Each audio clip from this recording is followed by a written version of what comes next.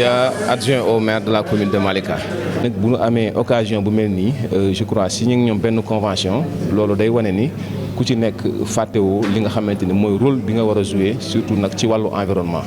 te ku wax environnement wax Malika ci dayo bu mu am ak ci potentiel bu mu am ci wàllu environnement ndax tey dëkk la boo xamante ni lu ëpp ci juróomi kilomètre mën naa ni ay garab ñoo fa nekkoon xëy na tey lu si bëree bëri am na projet yu koy jël waaye terewul tamit ba tey la volonté bi nga xamante ni moom la état am commune bi am ko muy fexe ba nit ñi dund gu mucc ayib comme ni ñu ko doon amee fii si biir Malika si biir département de Kër Massar projet bi bokk na ci li nga xamante dafa ñëw pour renforcer ko ndax li nga xamante ni îlot yi ñu fi bëgg a def je crois loolu lu am solo la te mairie bi tamit dina jël bépp disposition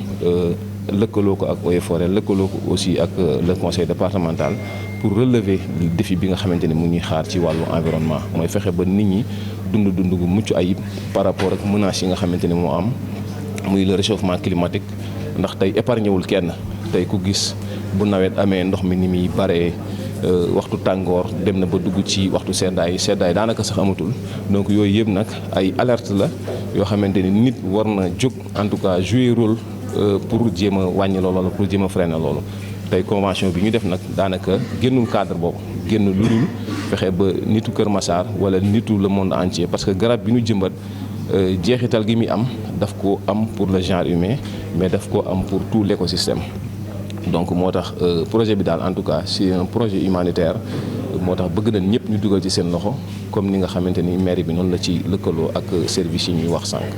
loolu tamit ba tey ci yombal la rek ndax projet bi ñaari phase la benn bi mooy fexe ba montagne suuf yi fi nekkoon te gis na ni mu ngi commencé disparaître te loolu am na lu muy participer ci surtout l'avancée de la mer ndax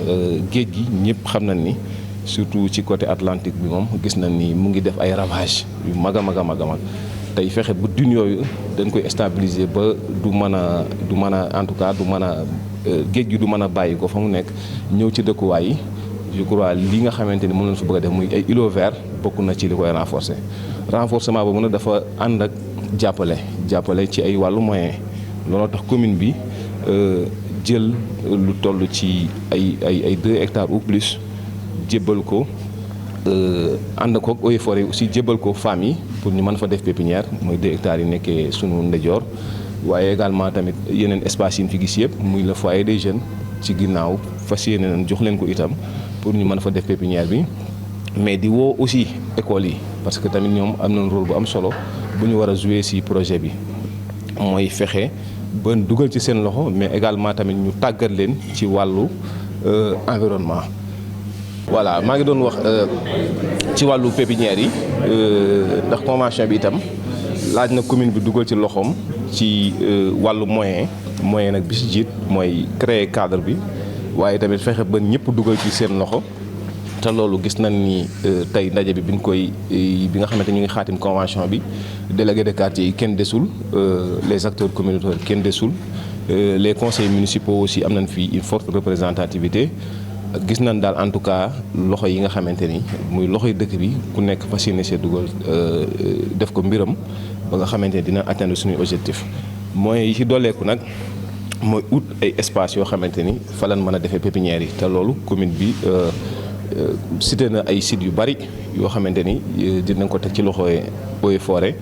pour à ce que ñu mën fa def pépinière yi am na 2 hectares yoo xamante ni mu ngi vers le nord ak le foyer des jeunes mais tamit gën ko yaatal écoles yi tamit boole na leen ci à travers la commission éducation et formation xam naa ni dans les jours à venir ñoom it dinañ wane bërëb yi nga xamante ni mën nañ fa def pépinière bi ndax day nekk une pierre 2 coups objectif bi il faut nga am pépinière mais également tamit fexe ba inculquer xale yi dès le bas âge ñuy fexe def environnement seen yitte te loolu bu ñu nekkee ci cadre boo xamante ne tey gis nañ ñu fay def ay pépinière di leen won tamit ñoom ñi nga xam ne noonu la ñuy màgge noonu la garab yi war a màggee dafa lëkkaloo tamit ak seen dund donc loolu ay moyens la yoo xamante ne en tout cas mën nañ ko citer que ni commune bi dès à présent jël na ay matuwaay pour loolu lépp ñu mën ci yegg di jaajëfal tamit waa Eaux et Forêts bi nga xamante ni bon ñoom ci wàllu environnement ñoom ñooy sunu bras technique te je crois convention bi ñu signé jëmmal na lu mel noonu. le commandement Seynabou madame Seynabou Fall donc moo tax tey ñu am contentement dajeeg ñooñu ngir signé fi benn protocole boo xam te ne dafa am solo ci li nga xam te ni moom mooy avenir u maanaam sunu dëkkuwaay mooy avenir u sunu nekkin ci dëkk bi nga xam te ni moom mooy Yeumbeul Nord. donc tey jii dañuy signé protocole d'accord dañuy signé loo xamante ni daf ñuy permettre à ce que ñu gën a am doole gën a am taxawaay ci li ñuy wax résilience contre les changements climatiques yi nga xamante ni moom moo nekk ci dëkk bi ñu sonal. donc moo tax tey jii commune Yeumbeul Nord kontaan na trop ngir dajeek personnalité yooyu ba pare di aussi sant ak ngërëm ki nga xamante ni moom mooy coopération espagnole bi nga xamante ni indi na projet bu mag bi ci département bi nga xamante ni moom mooy caatu département yi muy le département de Kër Massar. donc tey jii te loolu bu amee ñu ngi koy santé di ko gërëmee le président du conseil départemental monsieur Babacar Gueye ak équipe bi nga xamante ni ñoom ñëpp ñoo ànd ba réaliser lii. voilà li ñu ciy xaar mooy participation communautaire bi maanaam commune bi ñëpp ñëw jàpp ci muy jeunes yi muy GIE yi muy association bépp bu nekk ci commune bi rek ñu ngi lay woo nga jël projet bi def ko sa moomeelu bopp ba nga xamante ni suba changement bu mënta am ci côté climatique dinañ ci gëg suñu bopp. en tout cas ñun loolu la ñuy xaar ci population bi ñun li ñu mën mooy en tant que maire yi en tant que institution mooy ñu signé ay accord ñu signé ay protocole waaye bu ñu ko signé wuñ ko suñu teeyaayu bakkan dañ ko signé pour intérêt wu population bi nga xamante ni moom la ñu nekkal chaque jour guddi ak bëccëg ngir seen i intérêt moo tax ñu signé ko. donc bu dee loolu tax nag ñoom dañ ko war a ñëw approprier maanaam jël ko def ko seen moomeelu bopp li ñuy xaar ci population mooy loolu ñu organiser wu def ko seen moomeelu bopp parce que aspect technique bi waa Eaux et Forêts dañ ko assuré aspect technique aussi administration bi ñi nga xamante ne mooy conseil départemental dina ko ànd ak ñun communes yi assuré ko en tout cas amul lenn luñ ciy tiit amul lenn ci luñ ciy ragal lépp luñ ci bëgg rek mooy population bi ñëw jël ko bu ko defee mu doon loo xam te ne day am njariñ pour ñoom. loolu moom lu am solo la ci projet bi moo tax ñun dañ cee gaaw naam ñun sax xaw nañ yéex a ñëw ci programme bi mais dañ ko accéléré parce que bi ñu déggee rek ne am na ay njariñ day am ay pépinières yoo xam dañ koy def ci communes yi ñu ne altaan nañ ñëw te am nañ espace tey jii bu ñu jógee fii léegi dañuy ànd dem Secetas nga xam te ni Matar Fall moo fa nekk ñu xool espace ba fa nekk bu motee 300 mètres ñu ànd ci ak ñoom déjà ñun pare nañ en tant que commune pour jox leen espace pour ñëw former suñu femmes yi former suñu jeunes yi par rapport parce que pépinières yooyu ñu def dafa am solo au delà de dunes yi nga xam te ni moom la ñuy protéger pour géej gi bañ a songu askan bi am na yeneen yu mën a am ci biir école yi surtout dañuy wax éducation environnementale bi yooyu yëpp dafa am solo te lépp lu ñu koy def ci gàncax gi la lépp lu ñuy def mooy ay garab yu ñuy saxal ak yooyu donc garab yooyu ñuy saxal il faut am fu ñu ko def il faut am ñu koy denc pour mën ko jëlee foofu di ko dem ci école yi wala di ko yóbbu ci espace yi nga xam te ni moom lañ fa war a yóbbu. Aussi vite. Mais si, exemple, vous prenez des espèces locales, exemple, qui ne sont pas adaptées, vous risquez de perdre du temps et les objectifs ne seront pas atteints. Donc, c'est une espèce qui a été choisie via des études scientifiques qui ont été faites par rapport à ça. Nous allons travailler directement avec l'IEF. Nous l'avons déjà fait, en tout cas, dans nos collaborations antérieures. Nous avons fait un concours au niveau du lycée, mais cette fois-ci, on veut le faire au niveau départemental. Et ce concours-là, ce n'est pas l'aspect compétition qu'on veut mettre en exergue, mais c'est pour que les élèves fassent des recherches pour connaître quels sont les défis environnementaux qui les attendent au niveau de Kër Massar, parce qu'il y en a beaucoup. Donc, ça leur permettra aussi d'être conscients de l'avenir qui les attend. Et ils sont intérêts à être des éco-citoyens, s'ils veulent au moins survivre dans cet environnement qui est assez hostile. Les effets des changements climatiques, on ne peut pas l'évaluer au niveau local. On l'évalue toujours au niveau global, international. Quand on parle de changement, de dérèglement climatique, on ne peut pas dire que ça touche seulement Kër Massar. Ça touche l'ensemble du monde et on ne sait pas où et quand. Ce qu'on peut dire, c'est quels sont les pays les plus vulnérables. On sait que les pays sahéliens sont vulnérables. Et surtout aussi au Kër Massar, on est vulnérable parce qu'on est proche de la côte. Donc ça accroît notre vulnérabilité. C'est quand on parle de vulnérabilité, c'est quand la catastrophe arrive, il y a des paramètres qui permettent à certains de survivre et d'autres pas. Donc nous, on fait partie des départements qui sont les plus vulnérables parce qu'il y a l'imperméabilisation, c'est-à-dire le bétonnage à gogo au niveau de Kër Massar avec l'urbanisation galopante, mais aussi on est proche de la mer. Donc on est aussi otage un peu de l'érosion côtière. Donc on est obligé, nous, pour lever cette vulnérabilité-là, à mettre en place des actions de reboisement et de reforestation qui sont des actions où on peut avoir des résultats très très très vite. Parce qu'il y a d'autres activités qu'on veut mettre en exergue. C'est-à-dire peut-être utiliser des moyens de transport verts, mais ça c'est assez lent. Si on veut avoir des résultats concrets et à courte durée, le reboisement et la plantation est un système qui donne beaucoup plus de résultats et assez vite. Là-bas, c'est un fleuve. Ici, nous avons des lacs. Ce n'est pas le même type d'écosystème. Donc là-bas, on crée ce qu'on appelle des crues. Donc ça arrive, même naturellement, ça arrivait. Mais peut-être que là, pourquoi ça crée des problèmes? Parce que, comment on dit, c'est-à-dire ça dépasse ce que l'on croit et ça crée des catastrophes.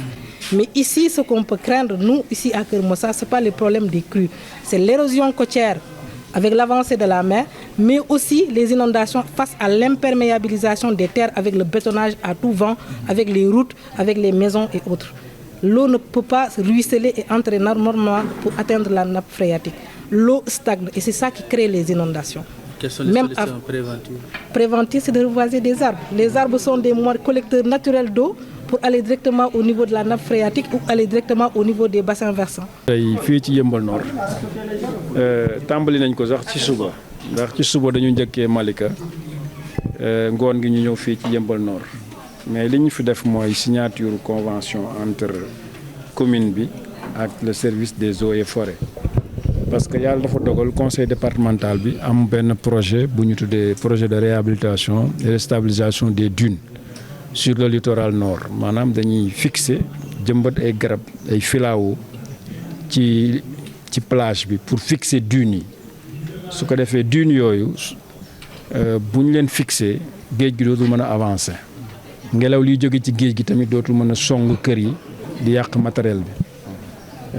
garab yooyu dañuy briser ngelaw li donc Keur Massar nag département bi dafa am ñaari communes yoo xam ne ñoo génn ci géej gi muy Yeumbeul Nord ak Malika donc ñoom projet bi daf leen impliqué directement léegi ñu am ci ay taxawaay yoo xam ne dans le cadre du projet dañ ko war a seq ak communes yooyu bokk na ci pépinière communautaire ñu am ko ci ñaari communes yooyu commune bu nekk am benn pépinière communautaire léegi pépinière boobu dañ ciy former ay femmes liggéey ci ak ñoom comme ni ko commandant waxee léegi donc il faut que donc ñu seet nu ñu liggéeyee ak communes yooyu ci projet boobu bokk na ci tamit lu jëm ci wàllu éducation environnementale maanaam yenn écoles yi ñu xool écoliers ya fa nekk nu ñu leen di sensibiliser former leen ci wàllu éducation environnementale loolu nag mënuñu tëb rek ñëw dugg ci commune di ko def parce que bu ci autorité yi nekk ci commune bi impliqué wul pour que population yëpp mën ci impliqué liggéey bi dafay des du mën a mel ni mu war a mel loolu moo tax ñu defar bii convention pour que Yeumbeul Nord ak Malika mën a dugg ci projet bi liggéey bi ñu ci war a liggéey yëpp ñu liggéey ko loolu moo waral convention bi. ok mais ñu gis ni aussi littoral bi gis nañ ay activités développées yow sa loxo la nekk. ñoom fi ñu nekk ak fi projet bi dikki bokkul ñoom fi ñu implanté wu di fa def seen i activité nekkuñu ci zone projet bi n'est-ce pas mais loolu yëpp ñu ngi ci ñëw parce que projet bi ci boppam am na benn aspect te mooy aménagement littoral bi te loolu c'est pris en compte même par le projet bi moo ko financé dinañ def benn plan d'aménagement parce que bëgg nañ fa après projet bi ñu def fa ay réalisation ci plage bi donc parcours sportif ak terrain sport n'est-ce pas synthétique def yeneen aménagement yoo xam ne ay dinañu mën a permettre ñooñu fa nekk di liggéey dinañ am fu ñu leen mën a caser comme ay box ay kii ci wàllu marché bu yam ak ay restaurant yooyu yëpp bëgg nañ ko fa def ak parking pour les véhicules def benn parcours sportif donc benn ensemble la boo xam ne bëgg nañ ko aménager foofu te ñu ngi defar plan d'aménagement bi donc loolu bu projet bi pare ci lañ koy dérouler. waaw loolu li ci jiitu mooy sensibilisation pour que population yi xam véritablement danger loolu bi nekk ci loolu parce que sensibilisation bu amee rek ba kenn ku nekk nga xam environnement importance bi mu am donc lépp looy defati di nga tenir compte ci dimension environnement moo tax ñun ñu jàpp ne sensibilisation boobu moom ak conscientisation moom moo jiitu ndax tey jii booy xool lépp lu ñuy war a def muy projet muy lu mu mënti doon dimension environnement dañ ko war a tenir compte loolu moo tax même loolu am ci population yi li ci jiitu pour xeex loolu mooy sensibilisation ak formation loolu bu amee lu bari mën na améliorer wu. gis nañ ne comme toutes les zones côtières hein, parce que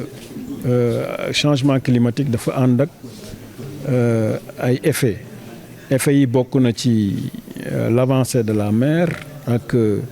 yokkute niveau océan yi wax naa ko sànq ci bi may wax ndax li gën a yéeme mooy tey glace yi nekk au niveau des pôles dañu commencé di fondre di seey te loolu tàngaay bee tax changement climatique bi tàngaay bi yokku moom moo tax glace yi di seey te loolu bu seeyee dafa yokku le niveau des océans loolu déjà danger la donc avancé ko ci kii de la mer gi itam di avancé tey am na ci ay gox yoo xam ni Kër Massar peut-être ñun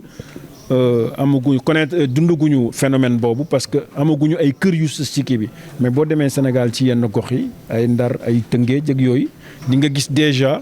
géej gi nu mu lekkee yenn kër yi n'est-ce pas parce que géej gi day avancé donc loolu nag pour que ñu arrêté avancé boobu lii ñuy def te mooy ñu saxar garab yi fixé dunes yi ba géej gi dootul mën avancé loolu lay jariñ